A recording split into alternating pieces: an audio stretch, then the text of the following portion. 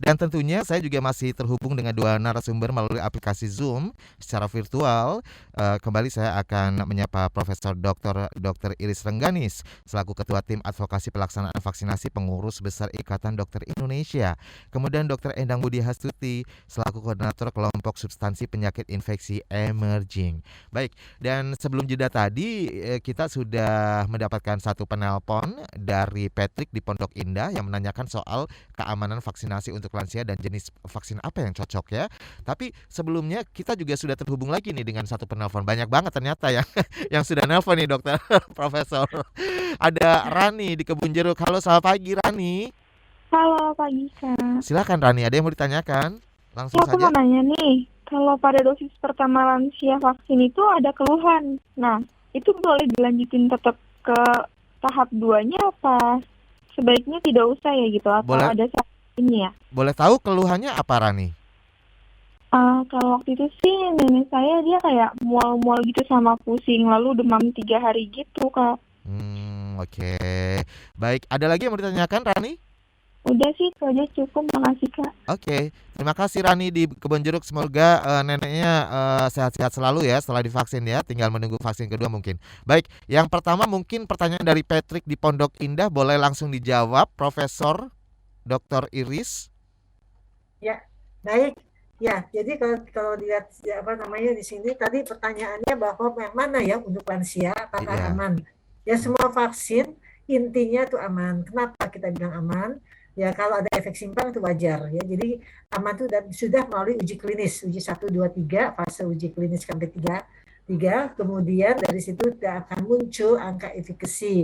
Nah, dari WHO angka efikasi yang ditentukan adalah minimal 50%. Kalau sudah sampai situ baru kita minta izin ke Badan POM. Badan POM akan menilai kembali ya. Jadi tidak mudah juga. Jadi semuanya melalui satu perjalanan. Jadi tidak mudah Badan POM langsung berizin. Badan POM akan meneliti semua dan data-data sudah lengkap atau belum penelitian yang di luar dan di kita ya dilihat semuanya. Kalau memang sudah memenuhi syarat baru akan dikeluarkan izinnya, izin emergency. Namanya emergency use authorization karena masa pandemik. Ya, jadi bukan izin edar yang reguler tapi izin edar yang emergency use authorization. Nah, itu kita sudah resmi dari Badan POM, itu kita anggap aman ya. Nah, kemudian kalau ada efek simpang, semua vaksin pasti ada efek simpang. Ya, karena apapun yang masuk ke dalam tubuh kita itu ada menimbulkan satu reaksi inflamasi, reaksi peradangan. Apa buktinya? Buktinya adalah nyeri bekas suntikan minimal itu. Yang ringan adalah 3, nyeri, kemerahan dan bengkak, ya itu biasa. Ya hampir semua vaksin demikian ya. Apakah efek samping ini yang dimaksud sama dengan KIPI, dokter? Ya, itu KIPI. Ya, betul. Tapi kalau KIPI itu kejadian ikutan pas imunisasi bisa berhubungan, bisa tidak berhubungan. Tapi kalau efek samping itu sudah tertera ya. Jadi sudah tertera. Jadi itu sudah kita ketahui. Jadi itu edukasi di awal itu sudah ada.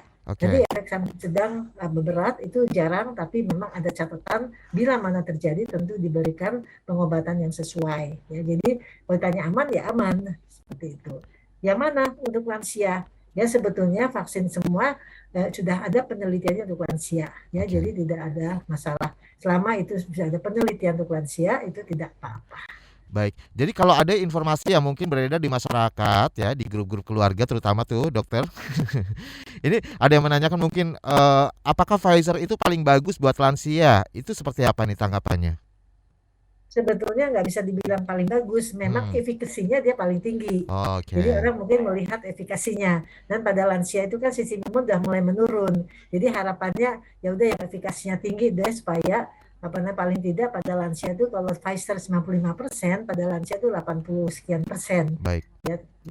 Ya, mungkin dari Dokter Endang sebelum kita menjawab pertanyaan dari Rani di Kebon Jeruk tadi ya, ada yang mau ditambahkan untuk menjawab pertanyaan Patrick di Pondok Indah, Dokter Endang?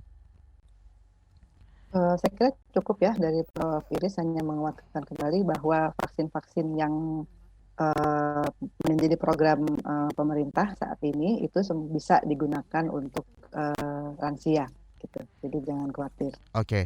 Jadi dari beberapa vaksin yang sudah hadir di Indonesia dan terakhir saya dapat informasi juga itu ada vaksin dari China juga yang terbaru ya, dokter. Ada tambahan. Vaksin apa ya namanya? Lupa saya. Mana ya? Tapi yang jelas semuanya aman. Kan? Semuanya aman gitu ya, dokter ya? Iya. Kalau sudah ditegaskan Prof. Iris, Ya, kalau disampaikan Prof. Iris tadi, semuanya sudah mempunyai izin EUA tadi ya, Emergency Use Ya. Authorization tadi, berarti sudah diteliti oleh Badan POM dan itu sudah berarti aman. Baik, Terima jadi kasih. untuk Patrick boleh mungkin ditunjukkan nih pernyataan dari kedua narsum kami melalui YouTube ya. Di videonya boleh ditunjukkan kalau kurang yakin neneknya nih ya, atau kakeknya. Oke, baik untuk pertanyaan dari Rani. Ini mengenai KIPI. Kalau pada dosis pertama lansia vaksin ada keluhan, apakah boleh lanjut vaksin kedua? Keluhannya demam dan muntah. Ini seperti apa nih jawabannya, Profesor dan juga Dokter Endang? Ya, kalau kipinya seringan ya itu masih bisa kan, nggak apa-apa. Itu Ya, kalau demam dan muntah itu sampai 3 hari demamnya itu termasuk ringan atau gimana dokter? Mungkin bisa ya dijelaskan nih Prof. ringan ya, masih Mm-mm. ringan ke sedang ya, tergantung derajat ininya juga ya. Tapi kan itu kita sudah tahu ya bahwa itu sudah diedukasi bahwa bisa terjadi seperti itu. Jadi disiapkan obat-obat panas ya, kalau muntah dikasih anti muntah dan Hmm. banyak istirahat ya, istirahat karena ini kan vaksin baru ya, vaksin baru tentu saja juga reaksinya berbeda ya, karena apalagi sekarang ada mutasi segala macam ya. Jadi tetap aja dilakukan untuk vaksinasi kedua ya. Yang kita tidak lakukan vaksinasi kedua bila kalau dia alergi terhadap satu bahan di dalam vaksin itu, jadi anafilaksis misalnya ya, reaksi alergi berat atau reaksi berat lainnya. Ya Hmm. itu akan dipertimbangkan oleh dokter apakah boleh diberikan vaksin kedua atau tidak. Ya, tapi pada umumnya kalau muntah atau pusing itu kan biasanya udah baik 1 minggu baik ya sudah, kemudian disiapkan lagi untuk vaksin kedua. Oke. Dokter Endang, kalau dari mungkin data yang ada nih, kira-kira KIPI yang terjadi yang paling banyak yang seperti apa nih dokter selama ini? Ya, kalau dari data yang ada terbanyak yang tadi ya, yang ringan sampai sedang tadi demam, kemudian yang paling banyak tentunya tadi ya bengkak pada bekas suntikan gitu, kemudian mual-mual sampai muntah. Itu aja sih yang terbanyak. Jadi nggak ada yang sampai informasi yang mengatakan mungkin fatal gitu ya dokter? Iya, kami belum dapat informasinya itu. Baik, nah ini lagi-lagi harus ditegaskan nih kepada orang tua kita, kepada kakek nenek, ya kan, supaya jangan takut deh untuk divaksin. Baik, kemudian saya sudah terhubung juga dengan Denny di Tebet. Selamat pagi Denny, Selamat pagi. silakan Denny. Mohon nanya, jadi Bu, kalau semisal para lansia itu kan biasanya dia nggak bisa pergi ke tempat vaksin ya Bu, atau nggak? Ini efektifnya gimana sih Bu, untuk biar dia bisa pergi untuk vaksin gitu Bu? Itu aja Bu. Oke, Hmm. terima kasih Denny di Tebet. Ya, silakan. Ada yang mau mungkin ada yang mau menanggapi langsung pertanyaan dari Denny. Ya kalau misalnya dia sulit ya, kalau benar-benar sulit ya, tapi kalau bisa pakai kursi roda misalnya ya seperti itu, dan sudah bikin perjanjian misalnya dengan dokter ya gitu kan, itu bisa ya. Jadi saya kira sih sekarang untuk lansia akan dipermudah ya, tapi kan semuanya berdasarkan perjanjian. Jadi dia Hmm. tunggu dulu di mobil, nanti kalau misalnya sudah waktunya baru dia turun, misalnya seperti itu kan bisa juga. Atau di rumah sakit, yang dilakukan di rumah sakit mungkin lebih nyaman ya, karena sudah sesuatunya lebih ini, jadi datang dengan kursi roda tentunya ya. Baik. Kalau di RCM sih kami memang ada polimadia ya, jadi memang melayani semua dan semua sudah siap di situ.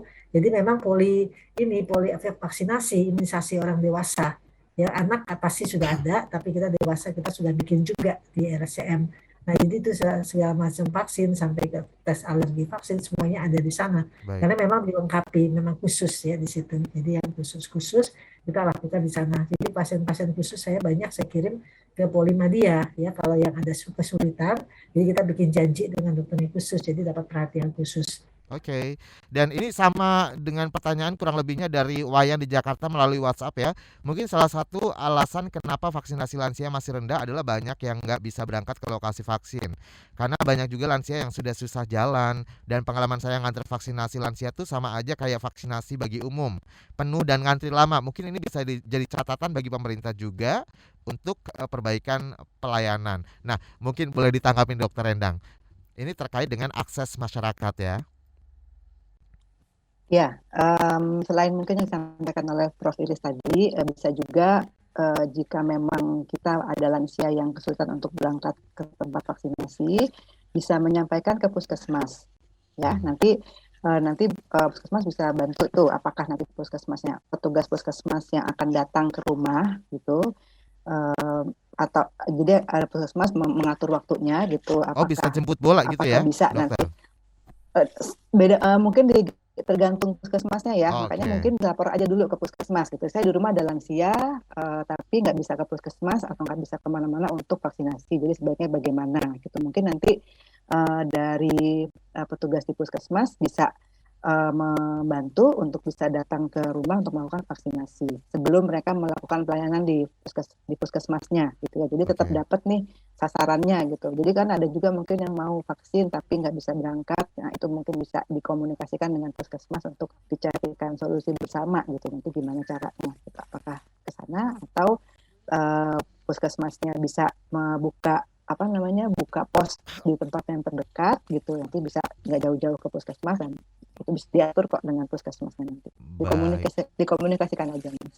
Iya, jadi sebenarnya tantangan yang seperti ini sudah diantisipasi juga ya Dokter Endang ya oleh pemerintah ya. Segala Iya. upaya sudah dilakukan supaya para lansia ini juga bisa mendapatkan vaksin secara lengkap. Nah, sebelum jeda karena sudah pukul 9.30 saya sudah terhubung dengan Hadi di Jaktim. Selamat pagi Hadi. Ya, Pak, selamat pagi. Ya, silakan Hadi. Ya, ya, Pak, selamat pagi untuk semua. Ini mau nanya, dokter, kalau boosternya itu, yang ketiga itu ya, untuk penguatan, itu disuntikan setelah berapa bulan setelah vaksin kedua, gitu. Mau nanya itu, sejak saya dapat Sinovac ya, yang kedua itu, dan dari sejak itu saya harus maksimum itu paling lama saya harus dapat boosternya di bulan keberapa begitu dokter. Ya Oke. gitu aja. Terima Terima kasih kasih Pak banyak. Hadi. Terima kasih Pak Hadi di Jakarta Timur. Baik, Profesor Iris dan juga Dokter Endang tahan dulu. Nanti kita akan kembali untuk menanggapi beberapa pertanyaan dari pendengar dan juga tentunya pertanyaan dari saya ya. Masih banyak banget sebenarnya ini di sini. Tapi kita juga utamakan nih untuk pendengar kita yang langsung menanyakan pada pagi hari ini ya. Baik, tapi lagi-lagi saya juga mesti informasikan kepada Anda pendengar yang tersebar di seluruh Indonesia dari Aceh hingga Papua, kalau Anda ingin mendapatkan informasi seputar kesehatan yang lengkap, kemudian yang menarik ya kan, dikemas secara kekinian, nggak bikin bosen deh pokoknya begitu lihat atau begitu baca ya. Silakan Anda langsung saja meluncur ke akun Instagram dan TikTok @mulaidarikamu_id. Sekali lagi, Anda langsung bisa ke Instagram dan TikTok @mulaidarikamu_id. Saya akan kembali setelah jeda iklan berikut ini.